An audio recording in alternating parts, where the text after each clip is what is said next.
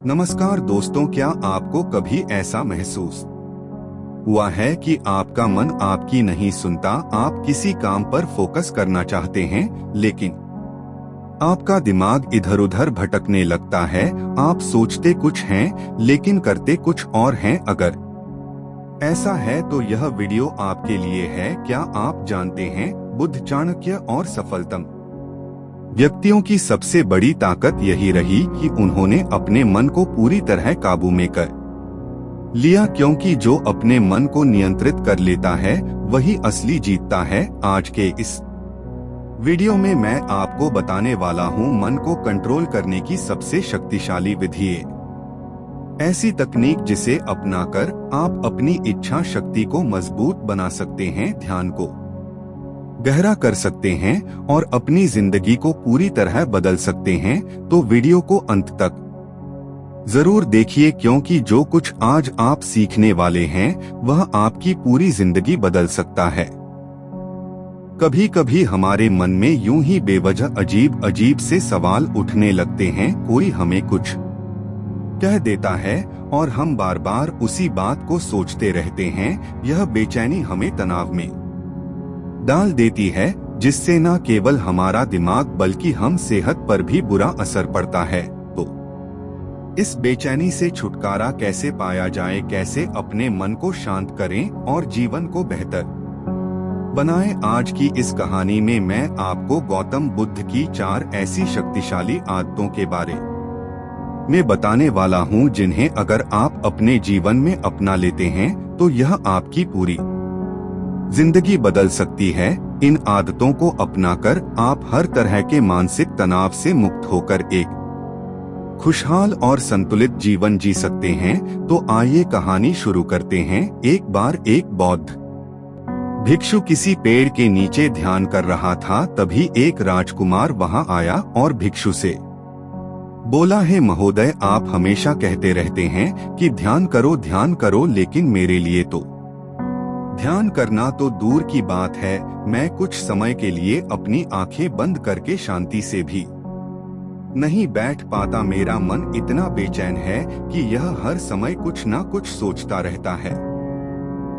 राजकुमार ने अपनी समस्या को आगे बढ़ाते हुए कहा, जब भी मैं ध्यान करने बैठता हूँ तो विचारों का एक तूफान सा आ जाता है। बीते हुए पलों की यादें, भविष्य की चिंताएं और ना जाने कितनी ही फालतू की बातें मेरे दिमाग में घूमने लगती हैं। मैं उन्हें रोकने की बहुत कोशिश करता हूँ, लेकिन जितना रोकता हूँ उतना ही मेरा मन और अशांत हो जाता है। नतीजा यह होता है कि मैं ध्यान तोड़कर उठ जाता हूँ। इतना कहने के बाद राजकुमार ने भिक्षु की ओर देखा और विनम्रता से बोला, महोदय, कृपा करके मेरी इस समस्या का कोई समाधान बताइए। भिक्षु मुस्कुराए और बोले, समाधान तो तुम्हारे भीतर ही है, लेकिन पहले यह समझो कि तुम्हारा मन ही तुम्हारा सबसे बड़ा शत्रु बन गया है। सोचो, तुम्हारा ही मन है और वही तुम्हें कुछ देर के लिए आंखें बंद करके शांति से भी नहीं बैठने देता। तुमने इसे इतना आजाद कर दिया है कि यह तुम्हारी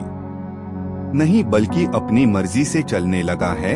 राजकुमार ने सिर झुकाते हुए कहा, मैंने बहुत सोचा, लेकिन इस समस्या का कोई हल नहीं मिला, इसीलिए आपकी शरण में आया हूँ। कृपया कोई मार्गदर्शन दीजिए। भिक्षु ने कुछ देर तक राजकुमार को ध्यान से देखा और फिर बोले, ठीक है, मैं तुम्हें अपने स्वामी गौतम बुद्ध की बताई गई 4 आदतों के बारे में बताऊंगा। अगर तुम इन 4 आदतों को छोड़ दोगे तो तुम्हारा मन शांत होने लगेगा और बेचैनी हमेशा के लिए समाप्त हो जाएगी। पहली आदत, दूसरों के मन को पढ़ने की कोशिश मत करो। भिक्षु ने कहा, तुम जैसे अधिकतर लोग यही गलती करते हो कि दूसरों के मन को पढ़ने की कोशिश करते हो। वह मेरे बारे में क्या सोच रहा होगा? क्या वह मुझसे जलता है? क्या वह मेरी बुराई कर रहा होगा? यही सोच तुम्हें सबसे ज्यादा बेचैन और परेशान करती है। अधिकतर लोग दूसरों के बारे में नकारात्मक धारणाएं बना लेते हैं। वे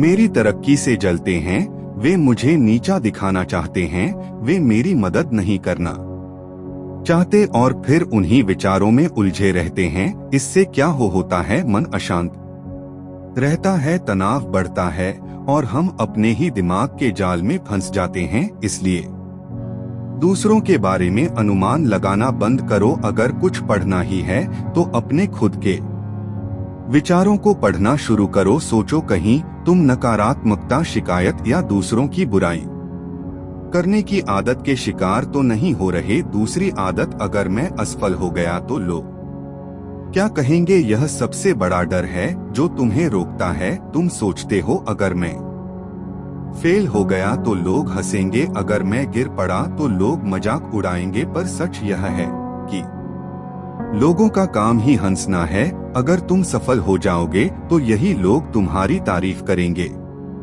तुम्हारी सफलता पर तालियां बजाएंगे, लेकिन असफलता पर उनका हंसना भी उतना ही स्वाभाविक है। तो फिर तुम अपनी असफलता पर इतने परेशान क्यों होते हो? याद रखना, असफलता सफल होने से भी ज्यादा जरूरी है, क्योंकि असफलता तुम्हें सिखाती है रहना, धैर्य रखना और लगातार प्रयास करते रहना, जबकि सफलता कई बार अहंकार पैदा कर देती है।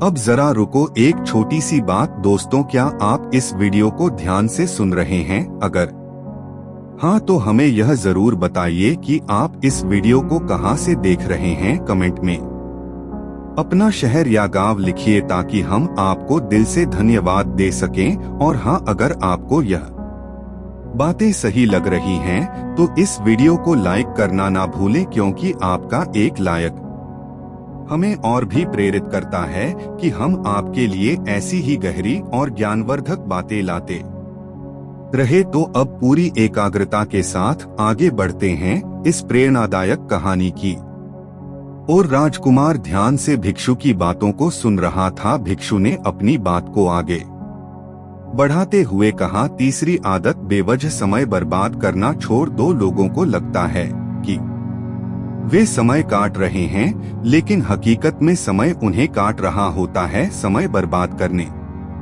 का सबसे बड़ा कारण यह है कि लोगों को लगता है कि उनके पास बहुत समय है, लेकिन यही सबसे बड़ा भ्रम है। हम सोचते हैं कि हमारे पास बहुत समय है, जबकि सच यह है कि जो लोग हमसे पहले थे वे भी यही सोचते थे, और जब उन्हें अपनी गलती का एहसास हुआ तब तक बहुत देर हो चुकी थी। उनके हाथ सिर्फ पछतावा ही आया। वे सोचते रह गए कि सारा जीवन व्यर्थ के कामों में बर्बाद कर दिया, बिना खुद को जाने, बिना जीवन की सच्चाई को समझे वे इस दुनिया से चले गए। इसलिए जब तक यह जीवन है, इसे अच्छे कामों में लगाओ, खुद को जानो, दूसरों की मदद करो, सही राह दिखाओ और मानवता के कल्याण में योगदान दो। याद रखना, समय काटने से कोई खुशी नहीं मिलती। हाँ, क्षण भर के लिए आनंद का आभास जरूर हो सकता है, लेकिन जब तुम्हें होश आएगा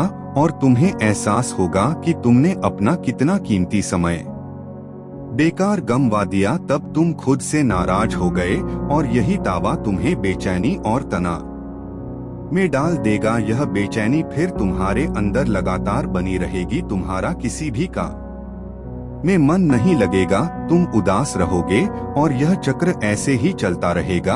और इसकी शुरुआत कहां से हुई? बस समय को काटने से। इसीलिए समय को काटना बंद करो और उस काम को करना शुरू करो जो वास्तव में जरूरी है। चौथी आदत, यह सोचना छोड़ दो कि अगर बड़े लोग नहीं कर पाए तो मैं कैसे कर पाऊंगा। भिक्षु ने कहा, कई लोग खुद को कमजोर मान लेते हैं। वे सोचते हैं कि अगर बड़े और अनुभवी लोग किसी कार्य में सफल नहीं हो पाए तो वे कैसे कर सकते हैं। लेकिन असल में यह तुलना ही सबसे बड़ी गलती है। हर व्यक्ति की परिस्थितियां अलग होती हैं, उनकी सोच, उनकी मेहनत, उनके संसाधन और उनके अनुभव अलग होते हैं। और यह जरूरी नहीं कि जिसने पहले प्रयास किया था उसने पूरी निष्ठा से मेहनत की हो। कई लोग मेहनत करने का दिखावा करते हैं, लेकिन वास्तव में उतनी मेहनत नहीं करते जितनी जरूरत होती है। फिर वे अपने असफल होने का कारण किस्मत खराब थी बताने लगते हैं। ऐसे कि लोग दूसरों को भी हतोत्साहित करते हैं। वे कहते हैं, जब मैं इतनी मेहनत के बाद सफल नहीं हो पाया तो तुम कैसे हो पाओगे। लेकिन अंदर से वे जानते हैं कि उन्होंने पूरी कोशिश ही नहीं की थी। यह बस अपने अधूरे प्रयास को छिपाने का एक तरीका है। साथ ही वे इस डर में भी रहते हैं कि कहीं दूसरा व्यक्ति उनसे आगे ना निकल जाए। लेकिन याद रखना, इतिहास वही लोग रचते हैं जिनसे दुनिया को कम उम्मीद होती है। इसलिए यह सोचना बंद करो कि दूसरे नहीं कर पाए तो मैं भी नहीं कर पाऊंगा। हो सकता है कि तुम ही वह इंसान हो जो यह कर सकता है। बौद्ध भिक्षु ने कहा, अगर तुमने यह 4 आदतें छोड़ दी तो तुम्हारा मन एकदम शांत हो जाएगा। फिर तुम जहां चाहोगे वहां अपना मन लगा सकोगे। इतना कहकर भिक्षु शांत हो गए। राजकुमार कुछ देर तक गहरी सोच में डूबा रहा। अब उसे समझ आ चुका था कि असली समस्या उसके मन के भटकाव की नहीं बल्कि उन 4 आदतों की थी जिनसे वह अनजाने में जुड़ा हुआ था। उसने मन ही मन निश्चय किया कि वह इन 4 आदतों को छोड़ देगा। एक, दूसरों के मन को पढ़ने की कोशिश करना। दूसरा, यह सोचना कि असफल हो गया तो लोग क्या कहेंगे। 3, समय को व्यर्थ गंवाना। 4, यह सोचना कि जो बड़े लोग नहीं कर पाए वह मैं कैसे कर पाऊंगा।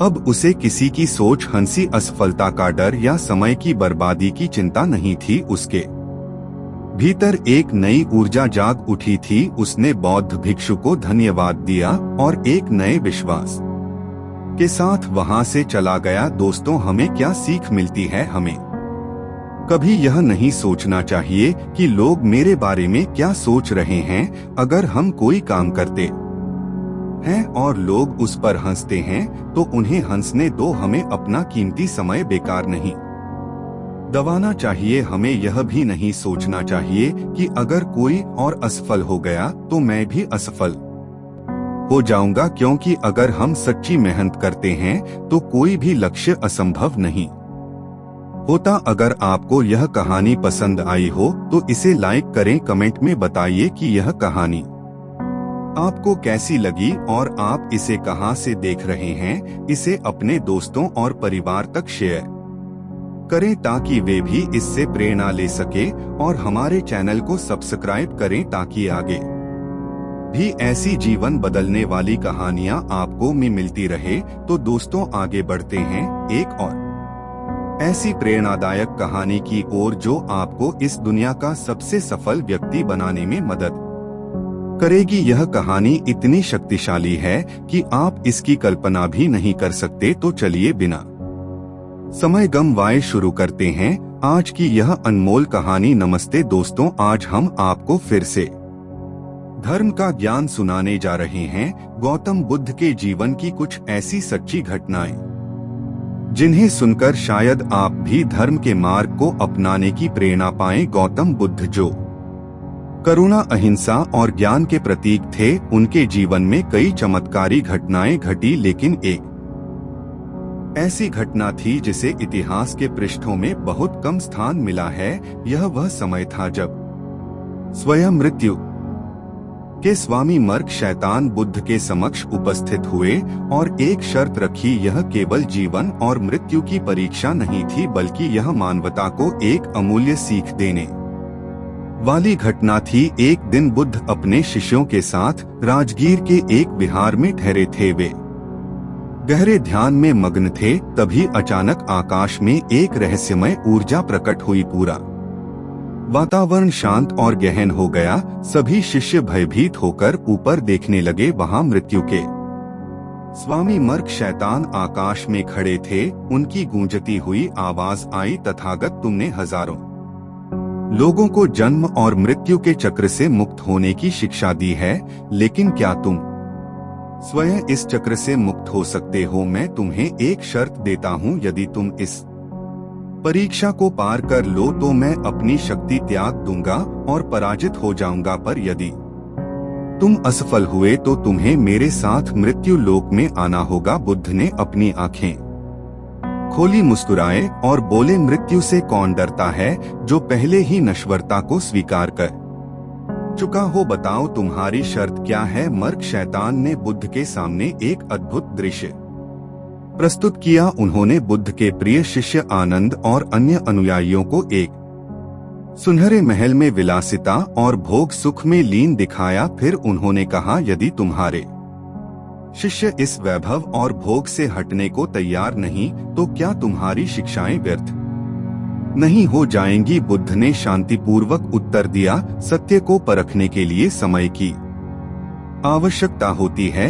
यदि मेरे शिष्य मोह में फंस भी जाएं, तो भी वे अंततः सत्य को पहचान लेंगे। धन, वैभव और सुख अल्पकालिक हैं, परंतु आत्मज्ञान चिरस्थायी है। बुद्ध के इस उत्तर को सुनकर मर्क शैतान निरुत्तर हो गया, लेकिन उसने अगली परीक्षा की योजना बनाई।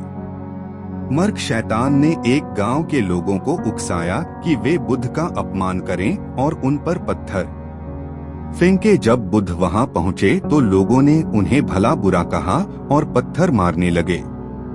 शिष्यों ने उन्हें रोकने का प्रयास किया, लेकिन बुद्ध शांत भाव से खड़े रहे। उन्होंने कहा, जो शब्द और पत्थर मेरी आत्मा को नहीं छू सकते, वे मुझे कैसे क्षति पहुंचा सकते हैं। यदि यह लोग मुझसे क्रोधित हैं, तो मैं उनके क्रोध को धैर्य और करुणा से शांत करूंगा। यह सुनकर गांव वाले चकित हो गए और उनका क्रोध धीरे धीरे शांत हो गया। बुद्ध की करुणा ने उन्हें उनके ही गुस्से से मुक्त कर दिया।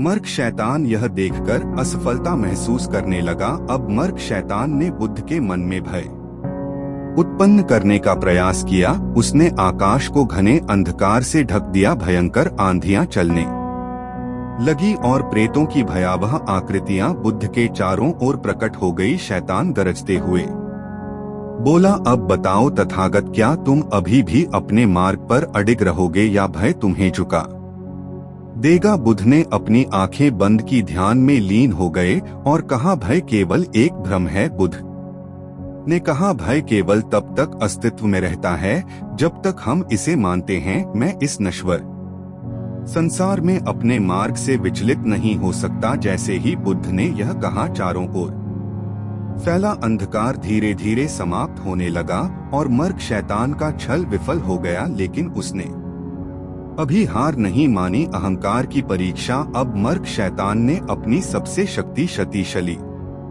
परीक्षा रखी। उसने बुद्ध को एक ऐसा दृश्य दिखाया जहां वे समस्त ब्रह्मांड के सबसे बड़े ज्ञानी के रूप में पूजे जा रहे थे। उसने बुद्ध को यह विश्वास दिलाने का प्रयास किया कि वे सबसे महान है और किसी और की आवश्यकता नहीं है। बुद्ध मुस्कुराए और बोले, ज्ञान का मार्ग अहंकार से नहीं बल्कि विनम्रता से चलता है।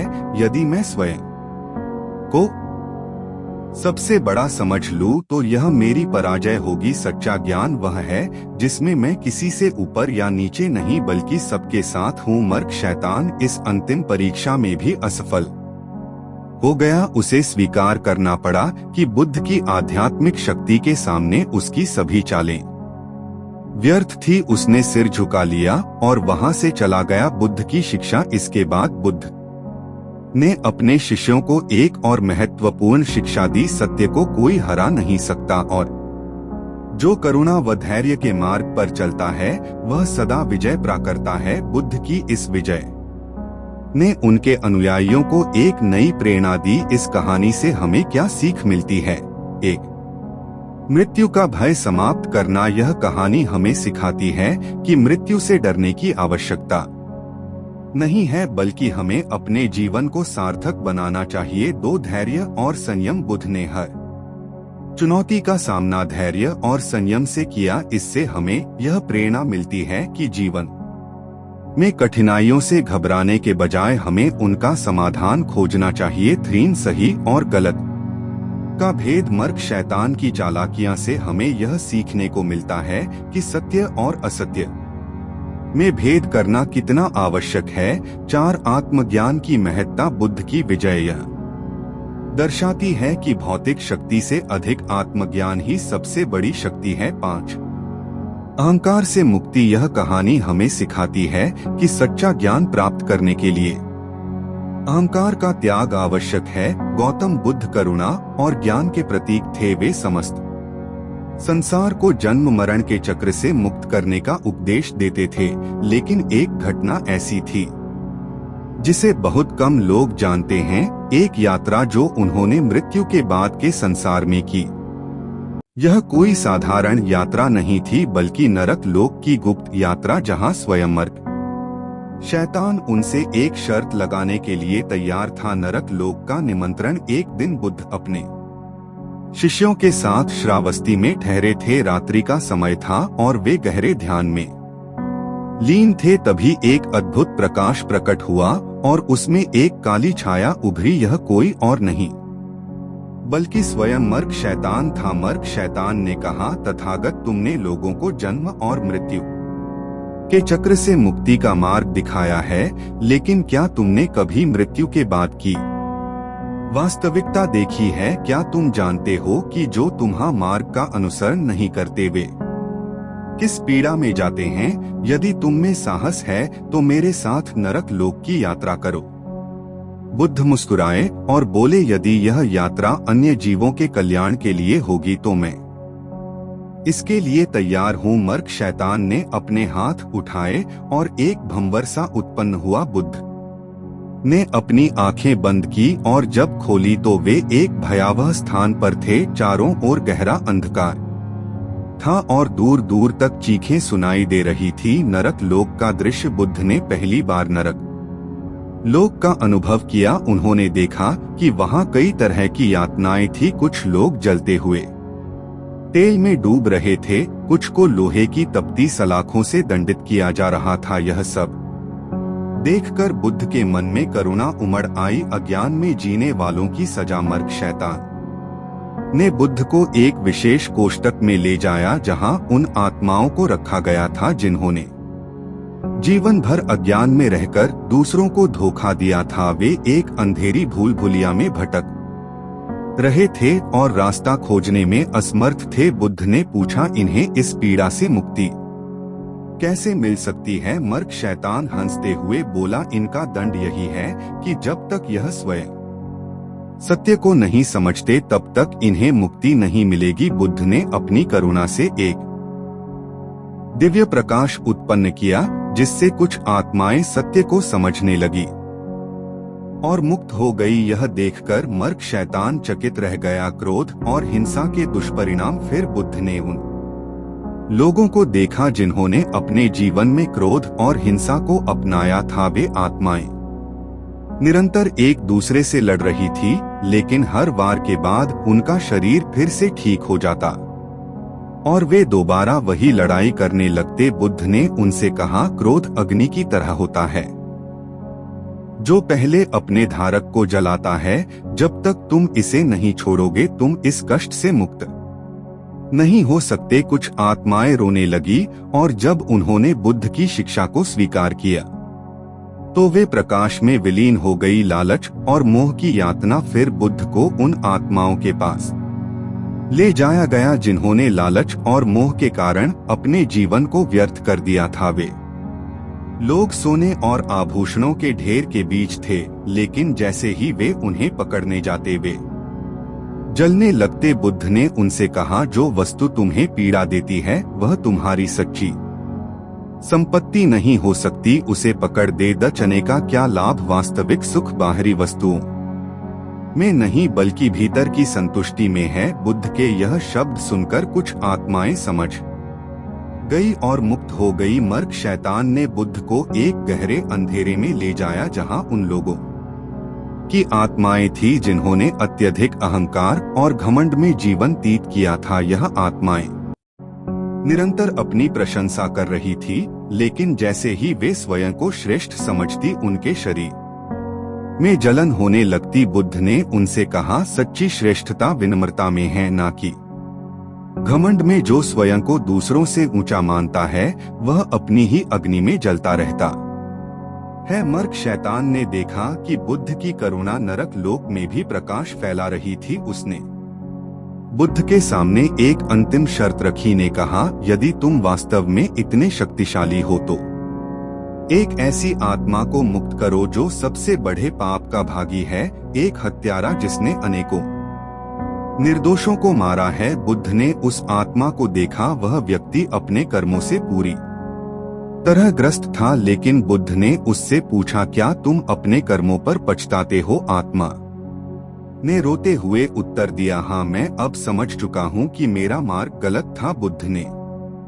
उसे ध्यान करने की विधि सिखाई और धीरे धीरे उसका मन शांत हुआ। उसने स्वयं को क्षमा कर दिया और उसके बंधन टूट गए। मर्ग शैतान यह देखकर हतप्रभ रह गया। उसने स्वीकार किया कि बुद्ध की करुणा और सत्य की शक्ति अद्वितीय थी। बुद्ध की इस यात्रा ने यह सिद्ध किया कि नरक केवल एक स्थान नहीं बल्कि एक मानसिक स्थिति भी हो सकती है। जब तक हम क्रोध, लालच, मोह और अहंकार को नहीं छोड़ ढाते, तब तक हम अपने ही जीवन में नरक का अनुभव करते रहते हैं। लेकिन यदि हम सत्य और करुणा को अपनाएं तो हम किसी भी बंधन से मुक्त हो सकते हैं। गौतम बुद्ध की शिक्षाएं जीवन के गूढ़ रहस्यों को उजागर करने वाली रही है।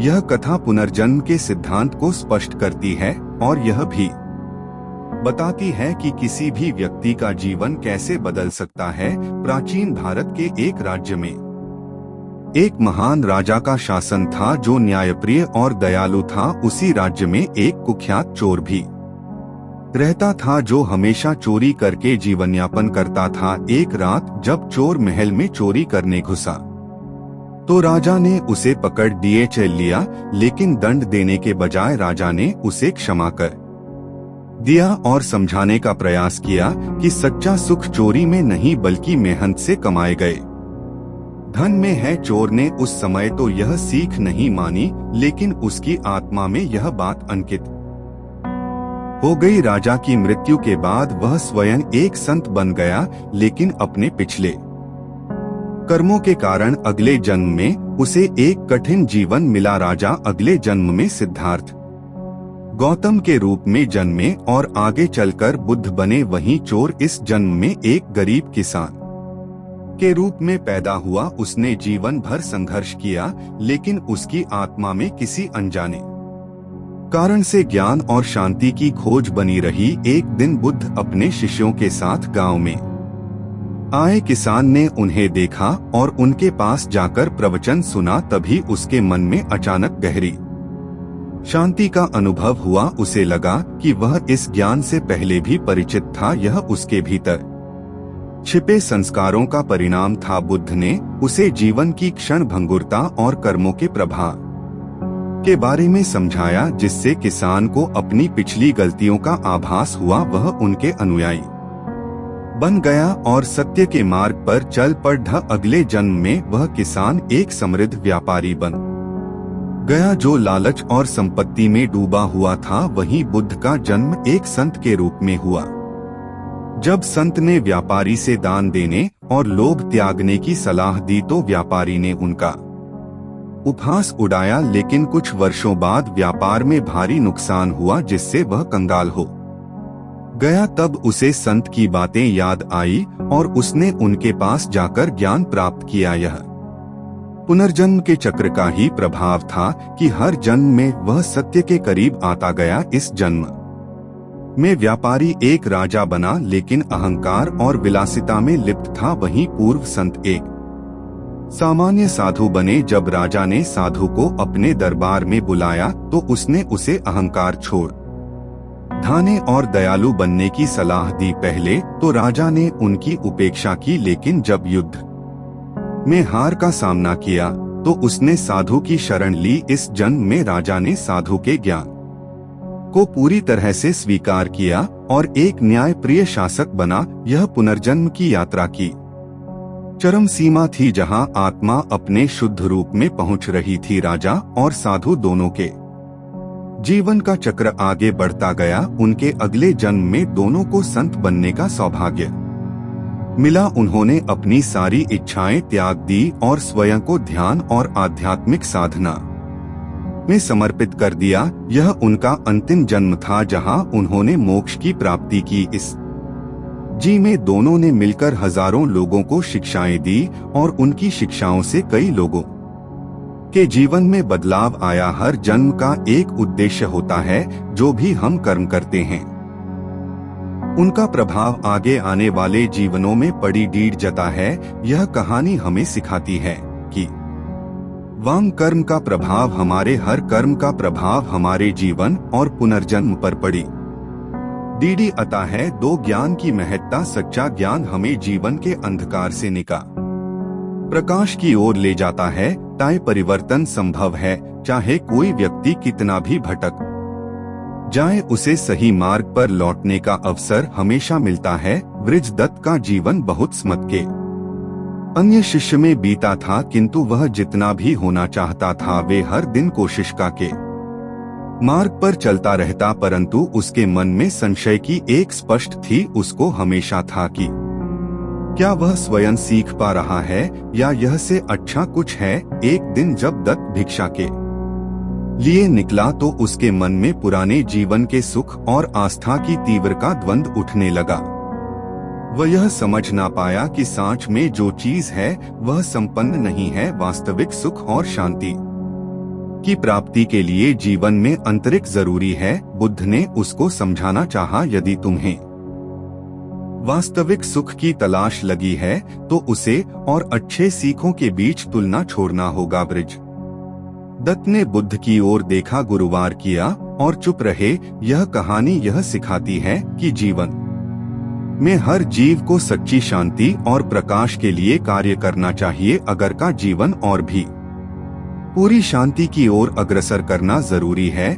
जंगल समाप्त होने के बाद उस लड़के को एक मार्ग दिखाई दिया जो किसी नगर की ओर जाता था। वह बहुत थक चुका था, लेकिन महात्मा बुद्ध से मिलने की लगन उसके अंदर ऊर्जा बनाए हुए थी। उसने सोचा कि यदि वह रात भर चलता रहा तो भोर होते महात्मा बुद्ध तक पहुंच सकता है। यही विचार कर वह बिना रुके आगे बढ़ता रहा। रात का समय हो चुका था और अंधेरा घना था। मार्ग पर चलना कठिन होता जा रहा था, लेकिन उसके हृदय में जल रही जिज्ञासा और प्रेरणा की लौ उसे आगे बढ़ने को प्रेरित कर रही थी। तभी उसने देखा कि रास्ते में एक साधु ध्यानत अवस्था में बैठे हैं। लड़का उनके पास जाकर रुका और विनम्रता पूर्वक प्रणाम कर बोला, महोदय, क्या आप बता सकते हैं कि महात्मा बुद्ध इस समय कहाँ होंगे? मैं उनसे मिलने जा रहा हूँ। साधु ने धीरे से अपनी आंखें खोली और मुस्कुराते हुए बोले, बेटा, महात्मा बुद्ध का मार्ग कठिन है, लेकिन जो सच्चे हृदय से प्रयास करता है उसे सफलता अवश्य मिलती है। तुम थक चुके हो, पहले विश्राम कर लो, फिर प्रातः काल आगे बढ़ना। लड़के को साधु की बात उचित लगी, लेकिन उसके मन में एक और संघर्ष चल रहा था। यदि वह रुका तो समय नष्ट हो जाएगा और महात्मा बुद्ध उससे और आगे निकल सकते हैं। उसने साधु से कहा, महोदय, मैं रुका तो मेरी यात्रा अधूरी रह सकती है। मुझे अभी ही आगे बढ़ना होगा। साधु ने फिर मुस्कुराकर कहा, यात्रा केवल पैरों से नहीं मन से भी की जाती है। यदि मन अशांत हो तो यात्रा कठिन हो जाती है। मन शांत हो तो बाधाएं भी अवसर बन जाती हैं। तुम निर्णय स्वयं लो, लेकिन अपने उद्देश्य को मत भूलो। लड़के ने साधु की बातों को सुना और विचार किया। उसने महसूस किया कि उसकी थकान वास्तव में उसके संकल्प को कमजोर बना रही थी। अगर वह थका रहेगा तो ठीक से चल भी नहीं पाएगा। उसने तय किया कि वह कुछ समय के लिए विश्राम करेगा और फिर प्रातः होते ही अपनी यात्रा जारी रखेगा। अगली सुबह सूरज की पहली किरण के साथ लड़का पुनः यात्रा पर निकल पड़ा। अब वह पहले से अधिक ऊर्जावान और आत्मविश्वास से भरा था। कुछ ही घंटों के भीतर वह उस स्थान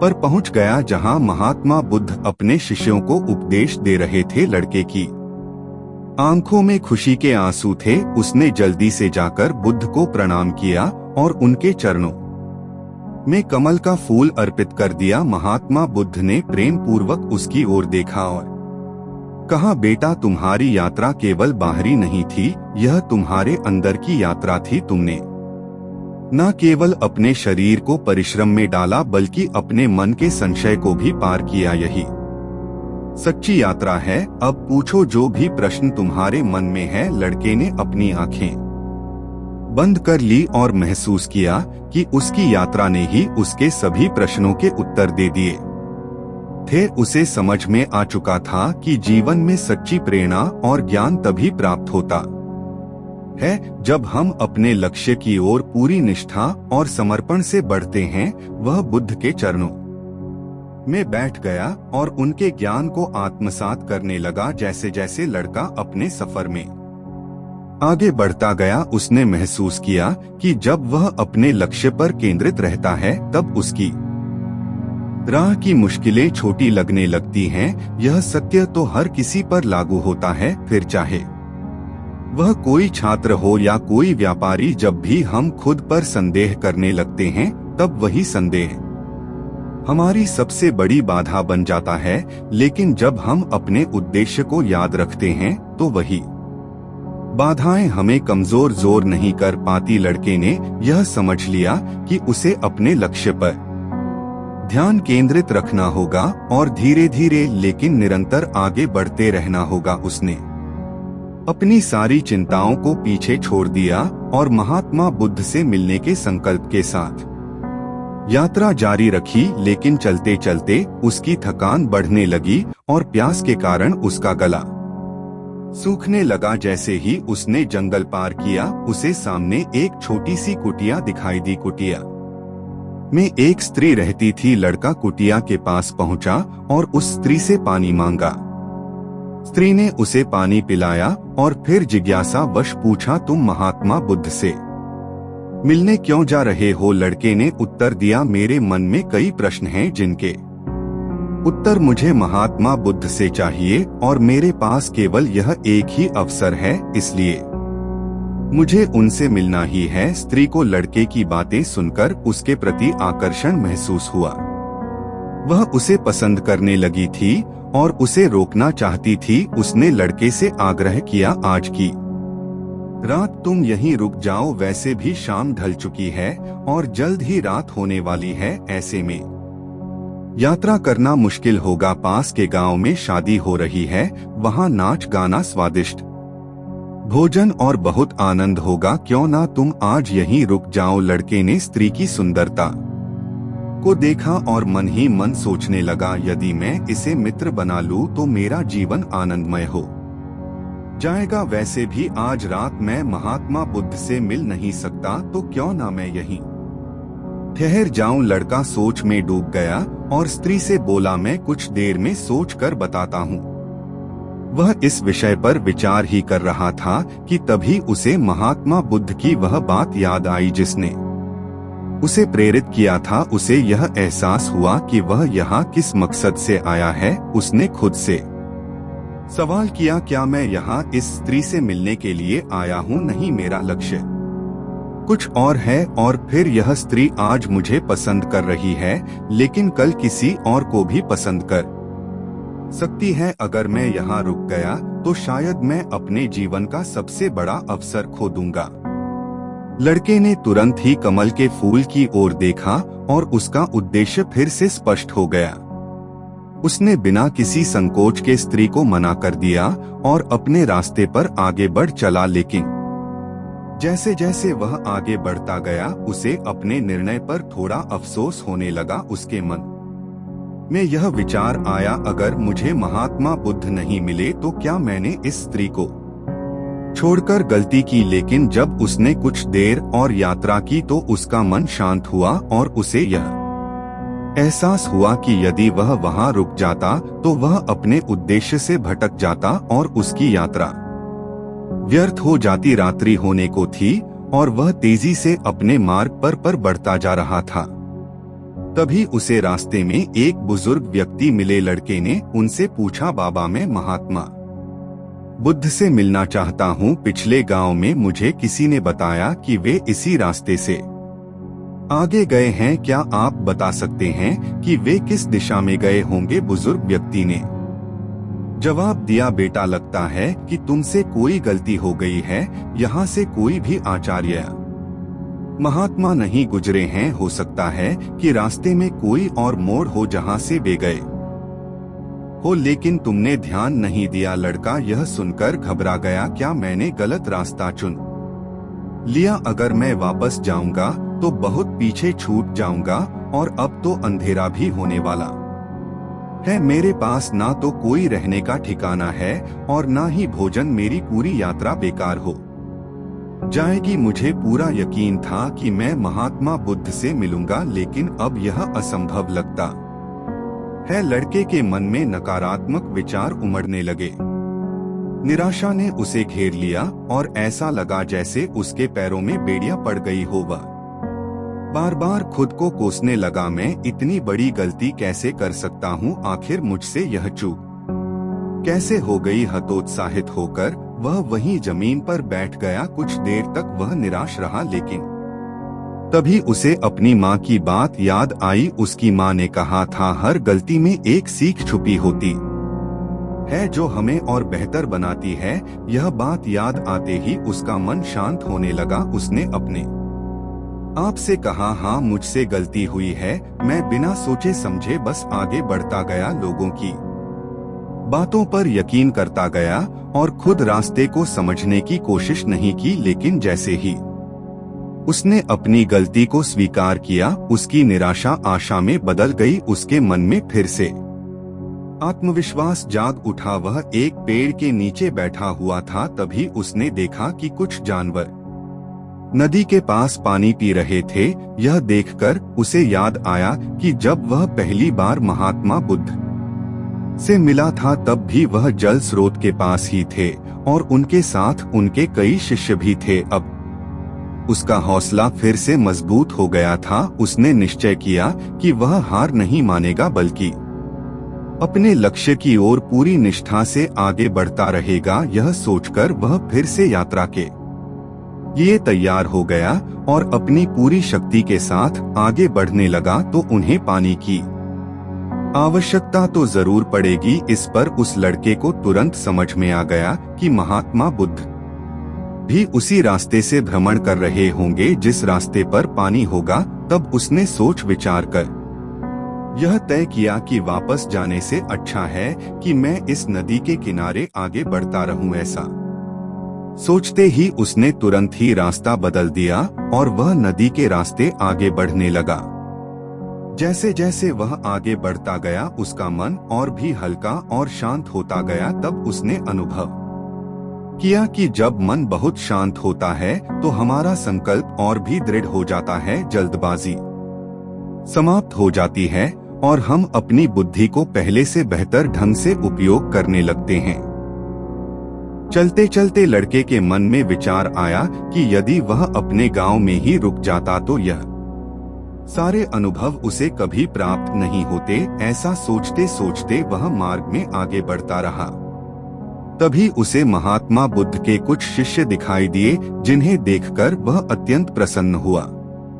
उसने अपने गति और तेज कर दी और अंततः 2 दिनों के लंबे सफर के बाद महात्मा बुद्ध तक पहुंच गया। जैसे ही वह उनके पास पहुंचा, उसने महात्मा बुद्ध को प्रणाम किया और उन्हें वह कमल का फूल भेंट कर दिया। इससे पहले कि वह कुछ कह पाता, महात्मा बुद्ध ने मुस्कुराते हुए कहा, बहुत सुंदर, यह कमल अब पूरी तरह खिल चुका है। 2 दिन पहले तुमने मुझसे पूछा था कि किसी लक्ष्य को प्राप्त करने के लिए इंसान को किन कठिनाइयों से गुजरना पड़ता है, लेकिन इन 2 दिनों में तुमने स्वयं ही इन प्रश्नों के उत्तर पा लिए हैं। तुम्हारी यह मुस्कान और धैर्य दर्शाते हैं कि इस यात्रा ने तुम्हें बहुत कुछ सिखा दिया है। इस पर उस लड़के ने अपनी यात्रा के दौरान हुई प्रत्येक घटना को महात्मा बुद्ध को विस्तार से बता दिया।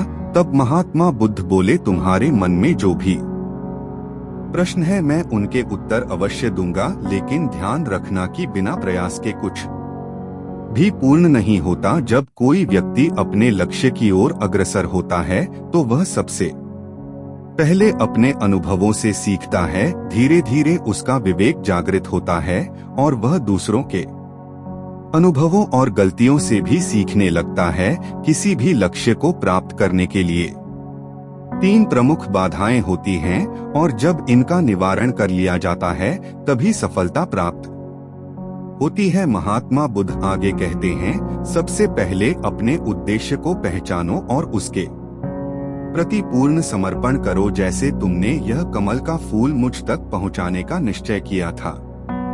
यही तुम्हारा लक्ष्य था, और जब तुम्हें इसका बोध हो गया तब तुम्हारे मन के सभी संदेह समाप्त हो गए। जब भी तुम इस फूल को देखते थे तुम्हें अपना उद्देश्य याद आ जाता था। दूसरी बात, किसी भी यात्रा में डर और संशय हमेशा आते हैं, तुम्हारे मन में भी यह चिंता थी कि तुम मुझ तक पहुंच पाओगे या नहीं, जंगल पार कर पाओगे या नहीं, क्योंकि तुमने पहले कभी ऐसा नहीं किया था। मार्ग में कई बाधाएं आई, लेकिन जब हम अपना ध्यान रुकावट से हटाकर अपने लक्ष्य पर केंद्रित करते हैं तो सारी रुकावटें स्वयं ही छोटी लगने लगती हैं और हम उन्हें पार कर लेते हैं। तीसरी बात, असली शक्ति इच्छाओं को पूरा करने में नहीं बल्कि उन्हें नियंत्रित करने में होती है। जब कोई व्यक्ति अपने लक्ष्य की ओर बढ़ते हुए आकर्षण में फंस जाता है तो उसकी यात्रा कभी पूर्ण नहीं हो सकती। इस यात्रा के दौरान तुमने अपने फूल को हमेशा अपने पास रखा, ठीक वैसे ही अपने लक्ष्य को भी हमेशा अपने सामने रखना चाहिए। यदि हमारा लक्ष्य हमारे सामने होगा तो हम सही निर्णय ले सकेंगे, अन्यथा हमारे मन में उठने वाले संदेह और शंकाएं हमें भ्रमित कर सकती हैं और हमें गलत राह पर ले जा सकती है। अंत में महात्मा बुद्ध ने कहा, संशय से सावधान रहो और अपने संकल्प को मजबूत बनाओ। संदेह व्यक्ति को भटकाने का सबसे बड़ा कारण होता है। जब तुम्हारा मन संदेह से मुक्त होगा तभी तुम अपने लक्ष्य को प्राप्त कर सकोगे। इसके बाद महात्मा बुद्ध ने लड़के को आशीर्वाद दिया और उसे विदा कर दिया। इस कहानी से हमें यह सीख मिलती है कि यदि हम अपने लक्ष्य के प्रति समर्पित रहे, बाधाओं से विचलित ना हो और अपने उद्देश्य को सदैव अपने सामने रखें तो हम निश्चित रूप से अपने लक्ष्य को प्राप्त कर सकते हैं।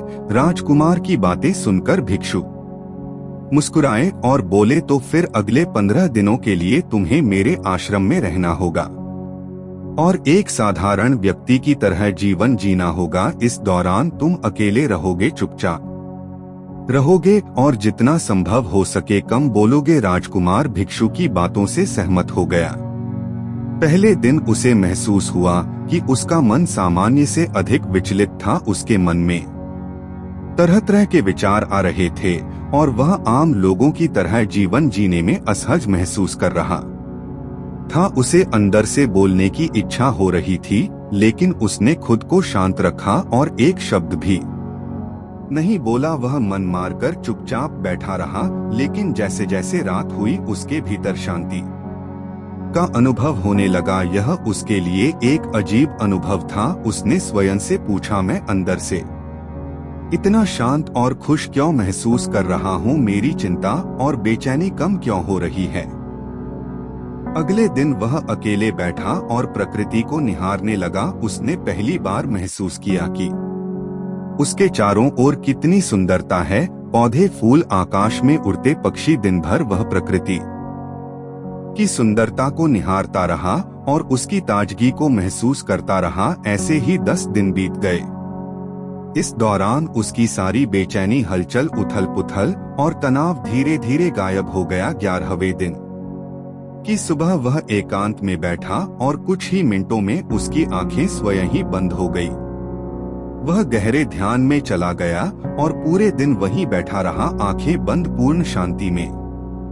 ना कोई शब्द, ना कोई चिंता। उसके भीतर असीम आनंद और शांति भर गई। 15 दिन पूरे होने के बाद वह भिक्षु के सामने प्रस्तुत हुआ। उसने प्रणाम करते हुए कहा, प्रिय भिक्षु, मुझे अपने प्रश्नों के उत्तर मिल गए हैं। अब मैं जान गया हूँ कि मेरे मन में इतनी उथल पुथल और बेचैनी क्यों थी। भिक्षु ने मुस्कुराते हुए पूछा, बताओ तुम्हें क्या उत्तर मिला? राजकुमार ने कहा, मैं आवश्यकता से अधिक बातें करता था और अपने शब्दों और ऊर्जा को व्यर्थ करता था। दिन भर अपने लोगों से फालतू की बातें करता था और फिर उन्हीं के बारे में सोचता रहता था। अक्सर नकारात्मक ही सोचता था। इस तरह मैं अपना समय बर्बाद कर रहा था। ज्यादा बोलने और नकारात्मक सोचने की वजह से मेरा मन अशांत और बेचैन हो गया था। मैं किसी भी काम को ठीक से नहीं कर पा रहा था और लगातार असफल हो रहा था। इन असफलताओं के कारण मैं और भी उदास और चिड़चिड़ा हो गया था। इन सब चीजों की वजह से मेरा जीवन बर्बाद हो रहा था। लेकिन यहाँ बिताए गए 15 दिन मेरे लिए पूरी तरह से अलग थे। मुझे ऐसा लग रहा था कि मैं पहली बार सही तरीके से जीवन जी रहा हूँ। मैंने यह भी सीखा कि ध्यान करने की आवश्यकता नहीं होती, बल्कि जब हम शांत और मौन होते हैं तो ध्यान अपने आप घटित हो जाता है। ध्यान के दौरान मैंने जाना कि मनुष्य के जीवन में सबसे महत्वपूर्ण चीज स्वयं को जानना है। भिक्षु मुस्कुराए और बोले, सिर्फ तुम ही नहीं, दुनिया में अधिकतर लोग आवश्यकता से अधिक बोलते हैं। लोग अक्सर केवल दूसरों को नीचा दिखाने के लिए बातें करते हैं। कुछ लोग ना चाहते हुए भी बोलते रहते हैं और अपना जीवन बर्बाद कर लेते हैं। एक बार गौतम बुद्ध से उनके शिष्यों ने पूछा, प्रिय बुद्ध, आप अधिकतर समय चुप क्यों रहते हैं? बुद्ध ने उत्तर दिया, क्योंकि मौन में भीतर की शांति और आनंद की गहराइयां होती हैं। मौन अपने भीतर की ओर उतरने की पहली सीढ़ी है। स्वयं को जानने और समझने का पहला नियम है मौन रहना। जितना आवश्यक हो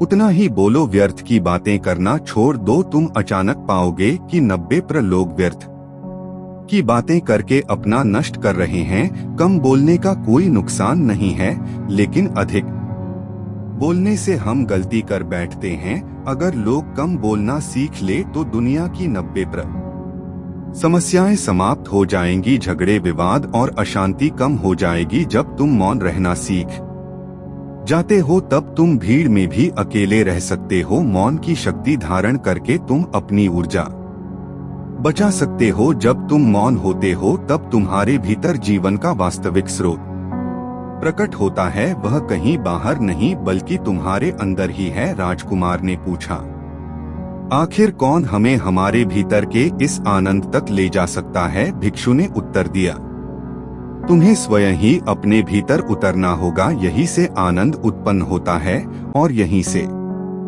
सब कुछ समाप्त होता है। जब तुम भीतर से मौन में स्थिर हो जाते हो तब तुम्हारी वाणी भी मधुर हो जाती है। तुम्हारा बोलना संगीत पूर्ण और सत्य से भरा होता है। जब तुम बोलते हो तब दूसरे भी शांति का अनुभव करते हैं। जो व्यक्ति मौन की गहराई को जान लेता है न वह समाज की निर्भरता छोड़ देता है और उसके जीवन में मस्ती भर जाती है। उसके चेहरे पर नई रौनक आ जाती है। उसकी आंखें अमृत के समान हो जाती हैं और वह अनंत शांति के सागर में डूब जाता है। इतना कहकर भिक्षु मौन में चले गए। राजकुमार ने उन्हें धन्यवाद दिया और अपने महल लौट गया। प्रिय मित्रों, आपने भी अनुभव किया होगा कि बहुत अधिक बोलने से हमारा मन अशांत हो जाता है और हम अपने दिमाग पर नियंत्रण खो देते हैं।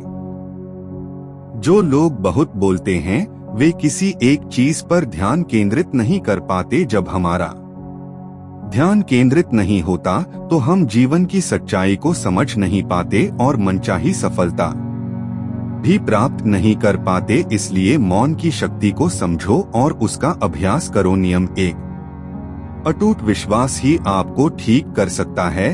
हम सभी के शरीर में एक अद्भुत आंतरिक बुद्धि होती है जो हमारे अस्तित्व को बनाए रखती है। यह बुद्धि एक दैवीय शक्ति की तरह कार्य करती है और हर बीमारी को ठीक करने की क्षमता रखती है।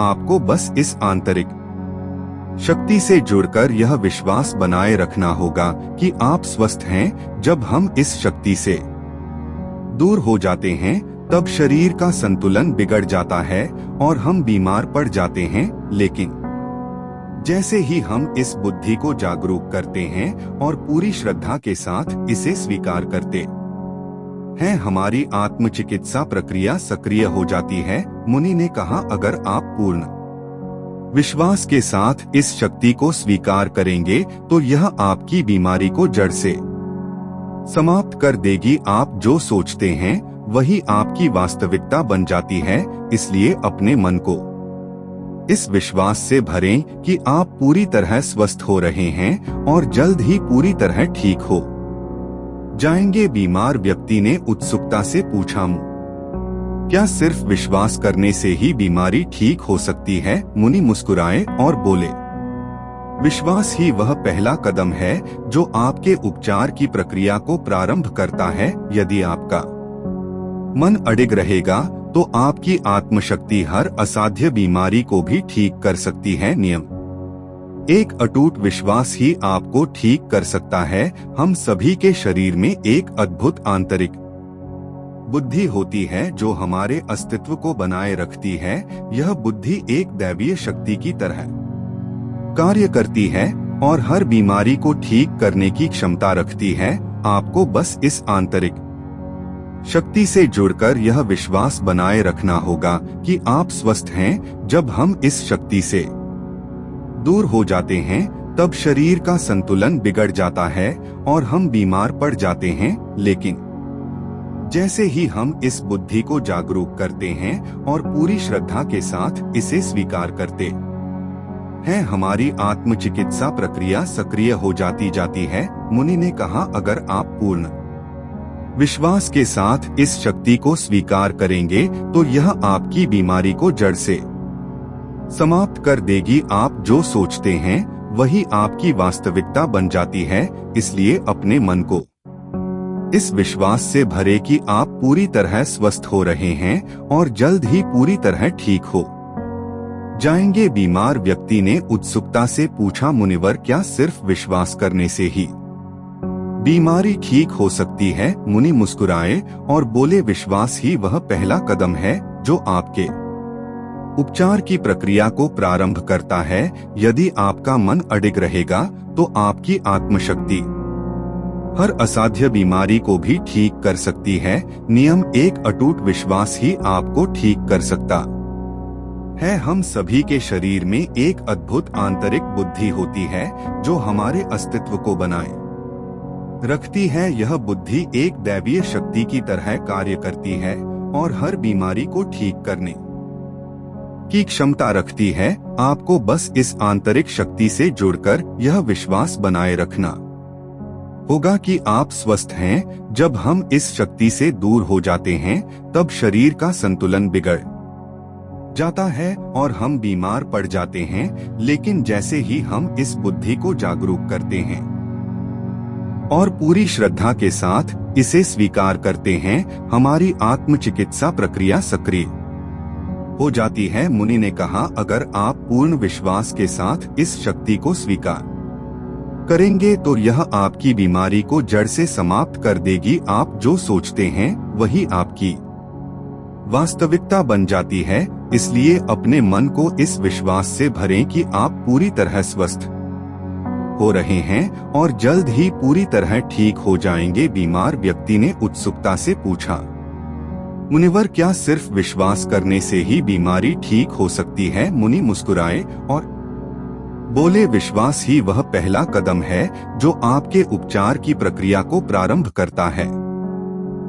यदि आपका मन अडिग रहेगा तो आपकी आत्मशक्ति हर असाध्य बीमारी को भी ठीक कर सकती है। जब हम अतीत में जीते हैं तो पछतावे से भर जाते हैं। जीवन की असली सुंदरता वर्तमान में जीने में ही है। जो लोग अतीत की कड़वी यादों में उलझे रहते हैं वे अपने आज को पूरी तरह नहीं जी पाते। अतीत में जीना ऐसा ही है जैसे कोई पुरानी बात हमारे दिमाग में घर कर गई हो और वहां गांठें बना रही हो। यदि कोई व्यक्ति बीमार है तो उसे अपने वर्तमान पर ध्यान देना चाहिए और खुद से कहना चाहिए, मैं स्वस्थ हूँ, मैं प्रसन्न हूँ। जब हम यह विश्वास करते हैं कि हम इस क्षण में ठीक हैं, तो हमारा मस्तिष्क ऐसे रसायनों का उत्पादन करने लगता है जो हमारे स्वस्थ होने की प्रक्रिया को तेज कर देते हैं। लेकिन वर्तमान में कैसे जिया जाए, इसके लिए हमें अपनी सांसों पर ध्यान देना होगा,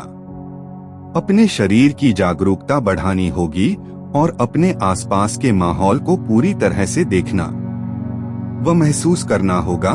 जब हम अपने आसपास की चीजों के प्रति सतर्क होते हैं तो हमारा मानसिक तनाव कम होने लगता है और हमारी निर्णय लेने की क्षमता बढ़ जाती है।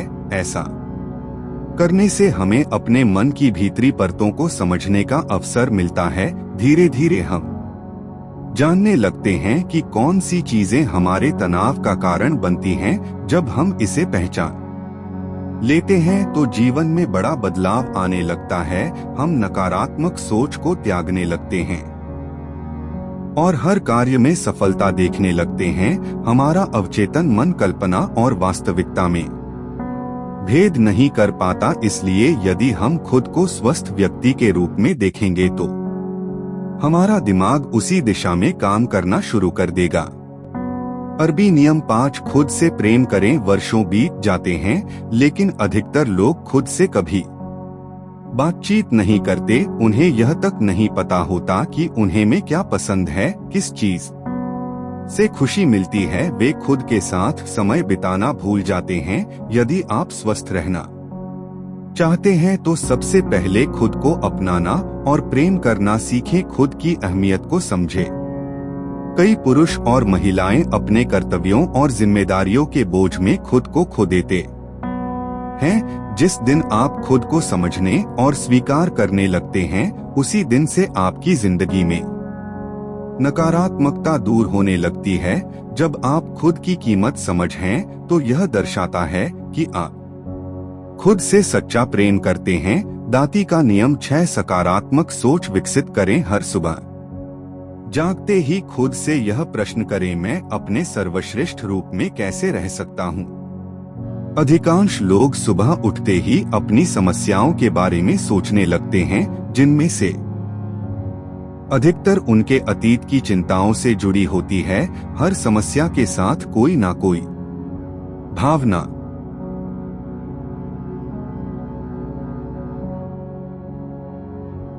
जुड़ी होती है और जब हम इन्हें याद करते हैं तो नकारात्मकता हावी हो जाती है। इससे बचने के लिए अगले 7 दिनों तक सुबह जागते ही सकारात्मक विचारों के साथ अपने दिन की शुरुआत करें। जब भी सुबह उठे खुद से कहें, आज का दिन में प्रसन्नता और ऊर्जा के साथ जीऊंगा। हर दिन अपने दिमाग में एक ऐसी छवि बनाएं जिसमें आप पूरी तरह से स्वस्थ और खुशहाल हो। रोजाना 10 मिनट तक आंखें बंद करके ध्यान करें और कल्पना करें कि आप धीरे धीरे स्वस्थ हो रहे हैं। यह प्रक्रिया आपके अवचेतन मन को सकारात्मक संदेश भेजेगी और आपके शरीर को तेजी से ठीक करने में सहायक होगी। नियम 7, अपने जीवन का उद्देश्य खोजें। अक्सर लोग निराश और बीमार इसलिए हो जाते हैं क्योंकि उन्हें अपने जीवन का कोई उद्देश्य नजर नहीं आता। जब किसी व्यक्ति को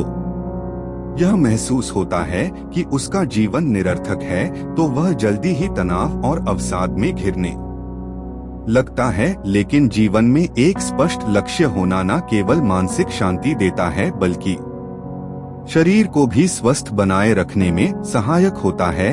यदि हर सुबह आपके पास बिस्तर से उठने का कोई ठोस कारण होगा तो आपका दिन ऊर्जा से भरा रहेगा। जब हम अपने जीवन के उद्देश्य से जुड़े होते हैं तो हम अधिक प्रसन्न, उत्साहित और आत्मविश्वास महसूस करते हैं। इसके साथ ही जब हम भीतर से खुश होते हैं तो हमारा शरीर भी खुद को अधिक स्वस्थ बनाने के लिए सक्रिय हो जाता है। नियम 8, गहरी सांसें ले। हर दिन कुछ मिनटों के लिए अपनी रीढ़ सीधी करके बैठें और लंबी गहरी सांसें ले। जब हम गहरी सांस लेते हैं तो हमारे शरीर में अधिक मात्रा में ऑक्सीजन पहुंचती है, जिससे हमारी रोग प्रतिरोधक क्षमता मजबूत होती है। यह न केवल हमारी प्रतिरोधक शक्ति को बढ़ाता है बल्कि शरीर में जमा हुई नकारात्मक ऊर्जा को भी बाहर निकाल है, जिससे हम अधिक ऊर्जावान और स्वस्थ महसूस करने लगते हैं। जब हम अतीत में जीते हैं तो पछतावे से भर जाते हैं। जीवन की असली सुंदरता वर्तमान में जीने में ही है। जो लोग अतीत की कड़वी यादों में उलझे रहते हैं वे अपने आज को पूरी तरह नहीं जी पाते। अतीत में जीना ऐसा ही है जैसे कोई पुरानी बात हमारे दिमाग में घर कर गई हो और वहां गांठें बना रही हो। यदि कोई व्यक्ति बीमार है तो उसे अपने वर्तमान पर ध्यान देना चाहिए और खुद से कहना चाहिए, मैं स्वस्थ हूँ, मैं प्रसन्न हूँ। जब हम यह विश्वास करते हैं कि हम इस क्षण में ठीक हैं, तो हमारा मस्तिष्क ऐसे रसायनों का उत्पादन करने लगता है जो हमारे स्वस्थ होने की प्रक्रिया को तेज कर देते हैं। लेकिन वर्तमान में कैसे जिया जाए, इसके लिए हमें अपनी सांसों पर ध्यान देना होगा, अपने शरीर की जागरूकता बढ़ानी होगी और अपने आसपास के माहौल को पूरी तरह से देखना व महसूस करना होगा। जब हम अपने आसपास की चीजों के प्रति सतर्क होते हैं तो हमारा मानसिक तनाव कम होने लगता है और हमारी निर्णय लेने की क्षमता बढ़ जाती है। ऐसा करने से हमें अपने मन की भीतरी परतों को समझने का अवसर मिलता है। धीरे धीरे हम जानने लगते हैं कि कौन सी चीजें हमारे तनाव का कारण बनती हैं। जब हम इसे पहचान लेते हैं तो जीवन में बड़ा बदलाव आने लगता है। हम नकारात्मक सोच को त्यागने लगते हैं और हर कार्य में सफलता देखने लगते हैं। हमारा अवचेतन मन कल्पना और वास्तविकता में भेद नहीं कर पाता, इसीलिए यदि हम खुद को स्वस्थ व्यक्ति के रूप में देखेंगे तो हमारा दिमाग उसी दिशा में काम करना शुरू कर देगा। अर्बोदा नियम 5, खुद से प्रेम करें। वर्षों बीत जाते हैं लेकिन अधिकतर लोग खुद से कभी बातचीत नहीं करते। उन्हें यह तक नहीं पता होता कि उन्हें वास्तव में क्या पसंद है, किस चीज से खुशी मिलती है। वे खुद के साथ समय बिताना भूल जाते हैं। यदि आप स्वस्थ रहना चाहते हैं तो सबसे पहले खुद को अपनाना और प्रेम करना सीखें। खुद की अहमियत को समझे। कई पुरुष और महिलाएं अपने कर्तव्यों और जिम्मेदारियों के बोझ में खुद को खो देते हैं। जिस दिन आप खुद को समझने और स्वीकार करने लगते हैं तो यह दर्शाता है कि आप खुद से सच्चा प्रेम करते हैं। डबल नियम 6, सकारात्मक सोच विकसित करें। हर सुबह जागते ही खुद से यह प्रश्न करें, मैं अपने सर्वश्रेष्ठ रूप में कैसे रह सकता हूँ। अधिकांश लोग सुबह उठते ही अपनी समस्याओं के बारे में सोचने लगते हैं, जिनमें से अधिकतर उनके अतीत की चिंताओं से जुड़ी होती है। हर समस्या के साथ कोई ना कोई भावना जुड़ी होती है और जब हम इन्हें याद करते हैं तो नकारात्मकता हावी हो जाती है। इससे बचने के लिए अगले 7 दिनों तक सुबह जागते ही सकारात्मक विचारों के साथ अपने दिन की शुरुआत करें। जब भी सुबह उठे खुद से कहे, आज का दिन मैं प्रसन्नता और ऊर्जा के साथ जीऊंगा। हर दिन अपने दिमाग में एक ऐसी छवि बनाएं जिसमें आप पूरी तरह से स्वस्थ और खुशहाल हो। रोजाना 10 मिनट तक आंखें बंद करके ध्यान करें और कल्पना करें कि आप धीरे धीरे स्वस्थ हो रहे हैं। यह प्रक्रिया आपके अवचेतन मन को सकारात्मक संदेश भेजेगी और आपके शरीर को तेजी से ठीक करने में सहायक होगी। डड नियम 7, अपने जीवन का उद्देश्य खोजे। अक्सर लोग निराश और बीमार इसलिए हो जाते हैं क्योंकि उन्हें अपने जीवन का कोई उद्देश्य नजर नहीं आता। जब किसी व्यक्ति को यह महसूस होता है कि उसका जीवन निरर्थक है तो वह जल्दी ही तनाव और अवसाद में घिरने लगता है। लेकिन जीवन में एक स्पष्ट लक्ष्य होना न केवल मानसिक शांति देता है बल्कि शरीर को भी स्वस्थ बनाए रखने में सहायक होता है। यदि हर सुबह आपके पास बिस्तर से उठने का कोई ठोस कारण होगा तो आपका दिन ऊर्जा से भरा रहेगा। जब हम अपने जीवन के उद्देश्य से जुड़े होते हैं तो हम अधिक प्रसन्न, उत्साहित और आत्मविश्वास महसूस करते हैं। इसके साथ ही जब हम भीतर से खुश होते हैं तो हमारा शरीर भी खुद को अधिक स्वस्थ बनाने के लिए सक्रिय हो जाता है। तास नियम 8, गहरी सांसें ले। हर दिन कुछ मिनटों के लिए अपनी रीढ़ सीधी करके बैठे और लंबी गहरी सांसें ले। जब हम गहरी सांस लेते हैं तो हमारे शरीर में अधिक मात्रा में ऑक्सीजन पहुंचती है, जिससे हमारी रोग प्रतिरोधक क्षमता मजबूत होती है। यह न केवल हमारी प्रतिरोधक शक्ति को बढ़ाता है बल्कि शरीर में जमा हुई नकारात्मक ऊर्जा को भी बाहर निकालता है, जिससे हम अधिक ऊर्जावान और स्वस्थ महसूस करने लगते हैं।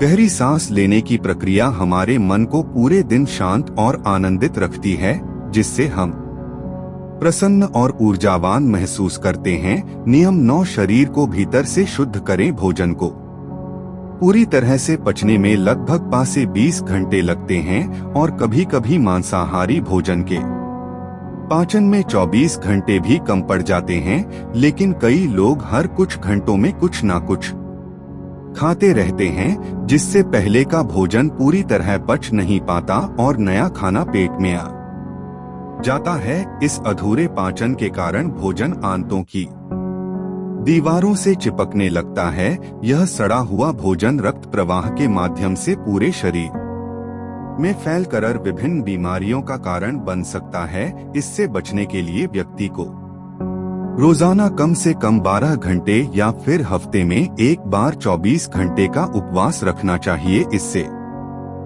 शरीर की प्राण ऊर्जा भोजन पचाने के बजाय शरीर को शुद्ध करने के काम में लगती है। जिस व्यक्ति का शरीर भीतर से शुद्ध होता है, वह आसानी से बीमार नहीं पड़ता। नियम 10, ब्रह्मांड की शक्ति को धन्यवाद दें। जो कुछ भी आपके पास है, अच्छा स्वास्थ्य, एक सुंदर घर, समृद्धि, उन सब के लिए ब्रह्मांड का आभार व्यक्त करें। आभार प्रकट करने से हमें आंतरिक संतोष और पूर्णता का अनुभव होता है। यह सकारात्मक सोच को बढ़ावा देता है और जीवन को अधिक खुशहाल बनाता है। आभार एक ऐसी औषधि है जो शरीर और मन दोनों को स्वस्थ रखती। जो लोग कृतज्ञ होते हैं और हर स्थिति में सकारात्मक बने रहते हैं, वे कम बीमार पड़ते हैं और यदि कभी बीमार हो भी जाएं तो उनकी रिकवरी तेजी से होती है। इसलिए अपने शरीर की शक्ति पर विश्वास रखें, आशावादी बने, खुश रहे, सकारात्मक सोचे और ब्रह्मांड को धन्यवाद दे। यही किसी भी बीमारी को ठीक करने का सबसे प्रभावी उपाय है। मुने अपनी बात पूरी करने के बाद चुप हो गए। वह व्यक्ति उनकी बातों को ध्यान से सुन चुका था और फिर उसने मुस्कुराते हुए मुने को धन्यवाद दिया। इसके बाद वह वहां से चला गया, लेकिन उसके मन में नई ऊर्जा और आशा की एक लौ जल चुकी थी।